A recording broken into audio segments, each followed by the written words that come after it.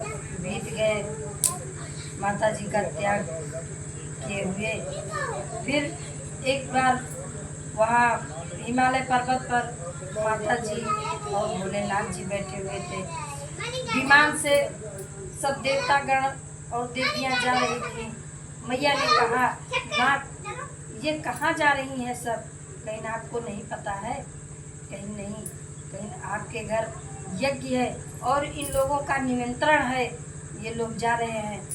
तब मैया ने कहा कि नाथ आपका नहीं निमंत्रण है? कहीं नहीं, मेरा निमंत्रण नहीं है, तेरे पिता ने मुझे निमंत्रण ही नहीं दिया है। तब माता जी ने कहा कि नाथ निमंत्रण आपको नहीं दिया है, मैं तो उनकी बेटी हूँ, मैं तो जा सकती हूँ।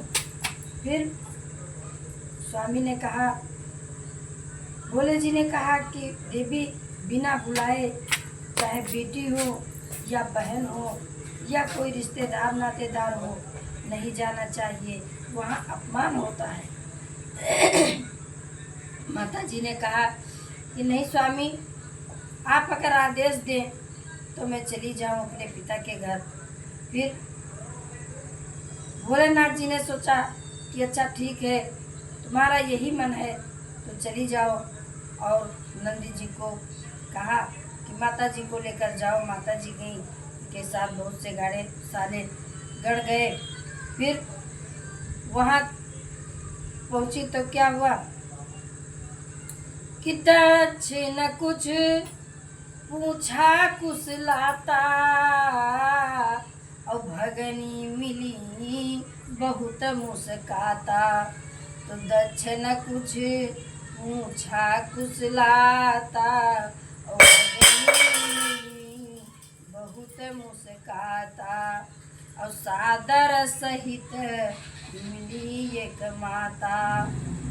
दक्ष प्रजापति कुछ हाल चाल नहीं पूछा, कुछ नहीं कहा।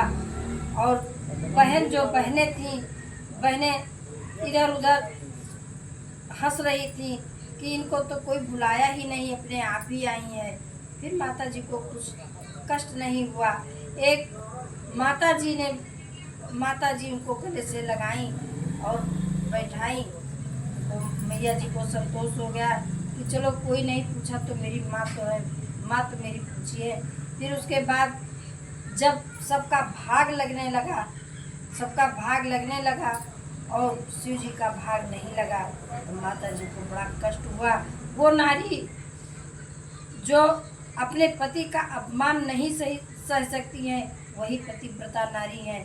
और यही सती जी ने बताया है। जब शिव जी का नहीं भाग लगा तो उसने सोचा कि अब मैं इनका यज्ञ पूरा ही नहीं होने दूंगी। और वो अग्नि कुंड में जैसे ही हवन होने लगा, अग्नि कुंड में कूद कर अपना जान दे दिया।